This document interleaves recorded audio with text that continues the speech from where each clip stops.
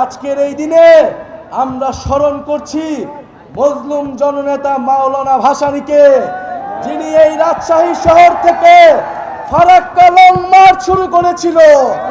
প্রিয় বন্ধুগণ, আমরা ঘোষণা করছি, যদি আমাদের নদীর হিস্সা, আমাদের পানির হিস্সা আমাদের বুঝে নিতে হয়, আমাদের সীমান্তকে রক্ষা করতে হয়, তাহলে আমরা আবারও লং মার্চ শুরু করব এই রাজশাহী শহর থেকে। 5ই আগস্ট আমাদের লক্ষ্য ছিল গণভবন, এবার আমাদের লক্ষ্য হচ্ছে জাতীয় সংসদ ভবন। আমরা গণভবন জয় করেছি, এবার জাতীয় সংসদকে আমরা জয় করব ইনশাআল্লাহ। জাতীয় সংসদে তরুণদের অভূতপূর্ব বিজয় উদযাপিত হবে সামনের নির্বাচনে। কিন্তু তার আগে কথা আছে, নির্বাচনের আগে অবশ্যই সংস্কারের সুরাহা হতে হবে, বিচারের সুরাহা হতে হবে।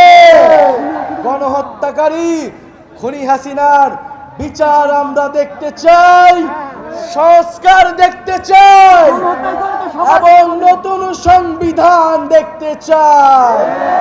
এই প্রজন্ম বাংলাদেশের জনগণের কাছে প্রতিশ্রুতি নিচ্ছে যে একটি নতুন গণতান্ত্রিক সংবিধান এই দেশের মানুষকে উপহার দিবে, যেই সংবিধান বাংলাদেশের মানুষের অধিকার নিশ্চিত করবে, যেই সংবিধান ইনসাফ নিশ্চিত করবে।